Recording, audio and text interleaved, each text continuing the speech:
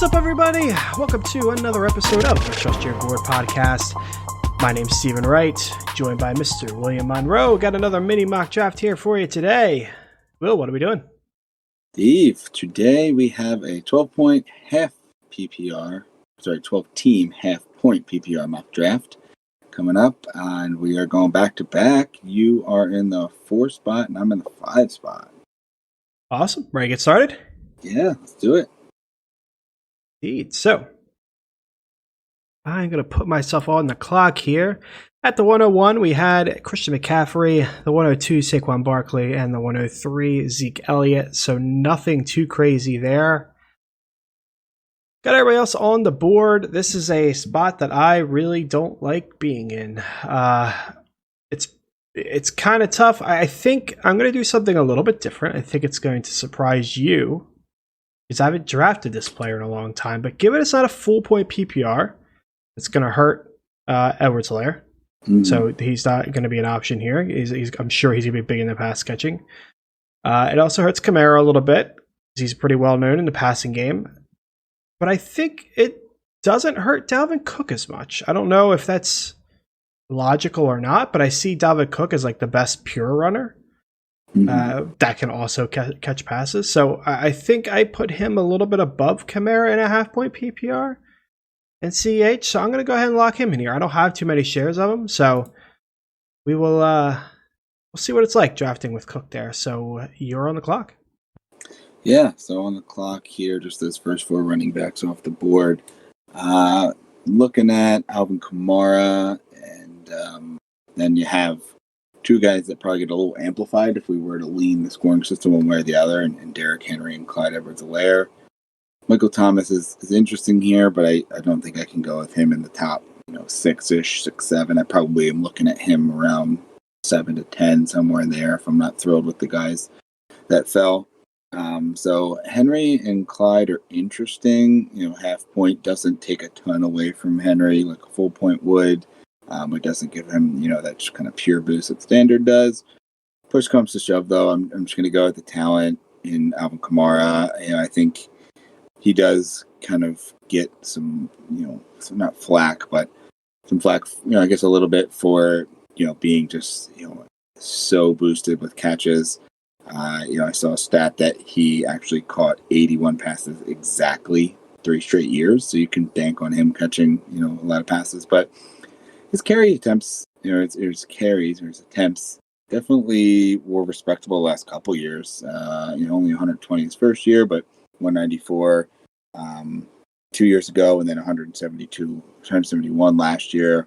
In a year that he was hurt, I think missed a couple games. So, you can expect to get somewhere around 170 to 200 rushes, and I'd say some bank on somewhere between 70 and 90 catches. So even if you're looking at 175 carries and 75 catches, you're still looking at about 250 attempts. So I'm not gonna, blink at that. Kamara, I think, is, for me, right there with Cook in that 4 or 5 range in this. I wouldn't be mad if you went with the upside of Helaire or, kind of the safety and carry wise of Henry, but I'm gonna lock in the guy that I think is in the one of the better offenses and kind of has a little bit higher floor than Clyde, because we know what he is in Kamara. So we'll lock in Kamara there. After him goes Michael Thomas, Derrick Henry, Devontae Adams, Josh Jacobs, Joe Mixon, Tyreek Hill, and Patrick Mahomes. After Mahomes at the turn there with Nick Chubb.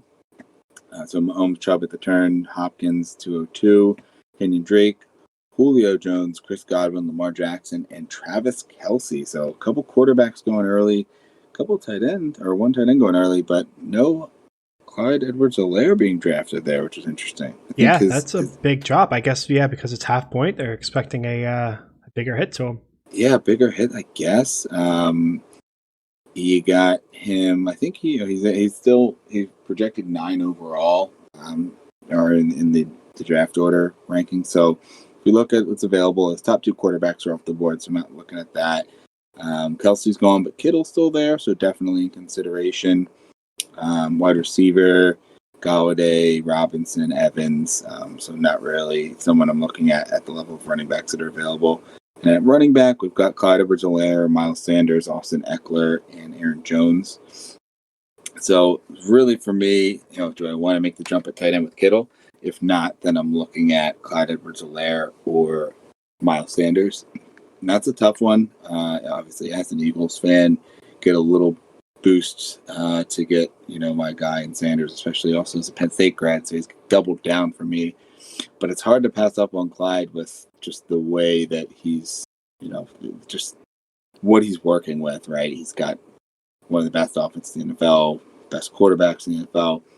Little uncertainty in what we know what he can be, but I think he's going to catch a ton of passes on the backfield. Andy Reid is always made for having a great running back from fantasy perspective. And there still is, the worry that, the Sanders doesn't get the full workload that we would want him to get. They haven't signed anyone yet, but here I'm gonna lean Clyde and go with the upside shot since I've got someone that I think is a little safer in Kamara. So we'll pair him with Alvin Kamara and leave what I imagine is Sanders for you. Yeah, I mean, that leaves me in a great spot where, I could pick Sanders or Clyde, whoever you didn't pick with, and then I get my pick at 304. So I was really going to be happy regardless of what you did. Mm-hmm. I am a bit surprised, but Holmes making it up in the first round. I was sitting here considering you know what, maybe if someone falls, I'll go with an early quarterback and just kind of play around. But check it out. Yeah, he really jumped up. So wow. Interesting. Very interesting. Mm-hmm. But yeah, I won't hang too much on it. I mean, you've pretty much laid out the case for both guys. It's a slam dunk for Sanders for me. Great little value there. So we're going to go ahead and lock him in, and then we'll see what gets back to us. That'll be the more interesting side of things here. So George Kittle then goes. Aaron Jones and Austin Eckler round out the second, and then a little wide receiver run. Kenny Golladay, Juju Smith-Schuster, and Mike Evans. This one is a pretty interesting one for me. I mean, I'm going to go ahead. I guess we'll go ahead. We'll run down the board real quick. We got all our quarterbacks outside of Mahomes and Lamar. Got all our tight ends outside of Kittle and Kelsey. At the running back position, we got Carson, Gurley, Fournette, James Conner, Melvin Gordon, Le'Veon Bell. And at wide receiver, Allen Robinson, DJ Moore, Amari Cooper, Adam Thielen, and OBJ. So plenty of good options. I will go ahead and grab myself a wide receiver to start. And for me, it's between DJ Moore and Amari Cooper. And given its half point, I am going to I'm going to lean to the Amari Cooper side. Even if it was PPR, I might, but it's neck and neck at that point. I mean, we all know how much I like DJ Moore this year. So I'm going to go with Amari Cooper. I do, as I've said before, expect big things from him this year. I have trusted him in the past. It got burned, so I am definitely playing with fire, but that's what you got to do sometimes. So I trust him a little bit more, I guess. We'll see. I expect touchdowns to go up for him, so we'll see how consistent he is. We'll lock him in as my wide receiver one, maybe try to add some safety here in the 4th or 5th round or something, but he's locked in. You're on the clock. All right, so you've kind of laid out the board. Don't really have to go over who's available. For me, I'm looking wide receiver or running back. Got Allen Robinson, got DJ Moore, Thielen, Beckham. Probably really only looking at A-Rob and Moore. Odell kind of gives a little bit of an option, but I don't think I'm taking him over either of those two. But I think I'm going to actually pivot and go with a triple running back here, see what gets back to me at the wide receiver position. With having two guys that I imagine are going to be bigger pass catchers in Kamara and Clyde, I want to get a guy that I think is going to get a big workload. And while he's not going to be on an explosive offense like the first two are, I think he's just going to get tons of carries, and I'm rising on him as we get closer and closer to the season. That's Leonard Fournette. I don't see any competition there. They're going to have to, rely on him. I don't think they're going to be a great offense, but I do think that Minshew's proven last year that he's, good enough to get move the ball. They've got a decent receiving core in Chark, and we'll see what comes out of the rest of it. But Fournette's just going to be relied on a good bit. So I am going to lock in a third running back here with him. The only other running back I'd really consider would be Carson. I don't want Gurley at this point. Connor, Melvin, Bell. You got some decent guys there, but Fournette's a guy I've been rising on. So we're going to go and lock in Fournette. See what happens after that. We've got Odell, DJ Moore, David Johnson, Allen Robinson, A.J. Brown, Todd Gurley, and Chris Carson. At the turn there, Robert Woods, Mark Andrews, Cooper Kupp, Melvin Gordon, James Conner, Calvin Ridley, and Jonathan Taylor. So we're looking at tight ends. We still have Zach Ertz in that tier as Mark Andrews went. We still have pretty much all of that second tier of quarterbacks that I've laid out in recent weeks. Running backs, we've got Lev Bell, Mark Ingram, David Montgomery, Singletary, Mostert, so decent running backs available. Then at wide receiver, we got Adam Thielen, Tyler Lockett, Terry McLaurin, DJ Chark, Keenan Allen. So decent options available there. Not thrilled really with any of the wide receivers. So I think I'm actually going to pivot here and go the tight end position here in the fourth round and lock in a guy that I think I'm going to get a lot of work from in Zach Ertz. Half from PPR gets a little bit more of a boost as well, just because he catches a ton of balls, and really be able to work the receiving core the rest of the way, but be pretty confident with two running backs and my third running back at the flex and getting one of the elite tight ends. So we'll lock in Ertz, and it is your turn. So I got a question for you, Will, because I'm kind of surprised to see Lev Bell fall this far, and given that he is a volume play similar to Fournette, would you have preferred, knowing this outcome, to go with OBJ or DJ Moore or something instead of Fournette and then locking in Bell here, or would you prefer your Fournette-Ertz setup? It's tough because you got more upside with Odell and even with DJ Moore. Probably lean that way with Lev Bell, but I don't know. I think I'm a little higher on Fournette than Bell. Obviously, taking him at that position. I think it's probably 50-50, really. I don't know which one. Going back and forth on it. It's a good comparison to have, and that's why we do these mock drafts. I think I probably stick with where I'm at here. Just locking in that positional advantage of Ertz over DJ Moore, and then just getting the running back that I like better. But definitely interesting to think about. Yeah, for sure. And now I'm kind of in this spot because I didn't expect Bell to get here, and it's kind of hard to pass up Lev Bell and having a nice volume play as your third running back. I was expecting to go with a Lockett here, but even if I go wide receiver, Thielen has made it back to me, who is plenty safe and I think has a lot of upside this year. So I kind of don't want to pass him up either. So it's an interesting spot with the people that fell to me. I think I'm going to go ahead and go with Thielen because of the reasons I mentioned. He's got a safe floor. He's always been a high target guy. The Minnesota our defense isn't going to be as good, so I'm sure they're going to be passing a little bit more. And, even when they run heavy, he's a pretty valuable asset to have. So we're going to go ahead. We're going to pick in Thielen there to counter my Amari pick. We have Cortland Sutton, A.J. Green, Keenan Allen round off the fourth round, Darren Waller, Deshaun Watson, and Lev Bell at the 503. He almost made it back. Yeah, that's wild. So at the running back position, we got Mark Ingram, David Montgomery, Devin Singletary, Raheem Mostert, Kareem Hunt.